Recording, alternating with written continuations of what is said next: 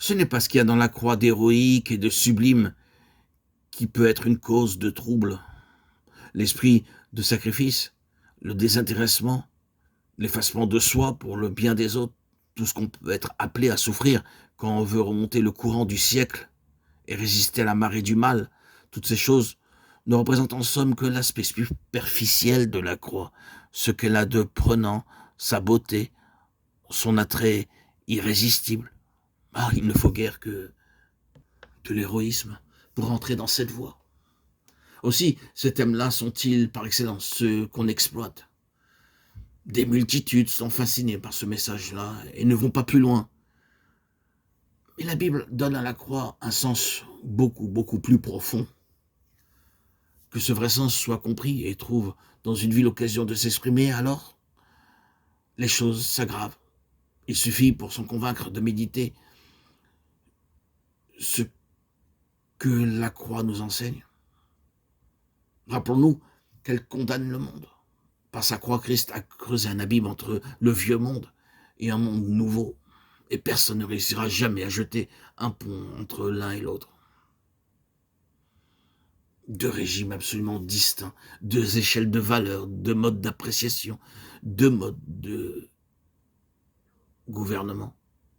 En un mot, deux ordres de choses qui n'ont rien de commun entre eux, se séparent à la croix et créent de part et d'autre leur atmosphère propre. Non seulement ces deux systèmes différents du tout au tout, mais ils sont irréconciliables et à jamais hostiles l'un à l'autre. La croix veut que non seulement nos intérêts et les objectifs que nous poursuivons, mais encore les relations que nous entretenons et même les ressources dont nous vivons soient absolument distincts, absolument, à part absolument différents de ce qu'ils sont pour le monde. C'est la croix, à tout jamais, qui trace la ligne de séparation entre ceux qui sont sauvés et ceux qui ne le sont pas, entre les vivants et les morts. L'apôtre Paul dit que par la croix, le monde a été crucifié pour lui comme lui pour le monde. La parole de Dieu déclare sans embâche que le présent siècle est mauvais, que le monde entier est sous la puissance du malin, que ses actions, comme les mobiles qui les inspirent, tout ce qu'il pense et tout ce qu'il fait est l'exact opposé de ce que Dieu pensait, de ce que Dieu fait. Elle affirme que le monde est irrémédiablement incapable de recevoir la révélation divine, qu'il ne saurait de lui-même parvenir à la ressemblance de Dieu, que la vraie communion avec lui est une chose qui lui est impossible d'apprécier, dont il ne jouira jamais, qu'il ne saurait en aucune mesure avoir le privilège et l'honneur de jamais collaborer avec lui.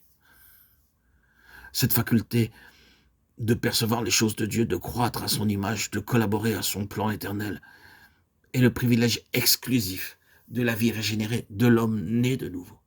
C'est ce verdict, c'est cette condamnation, c'est cet impératif de la croix qui provoque jusqu'au sein de l'Église professante le non irrité d'une forte majorité.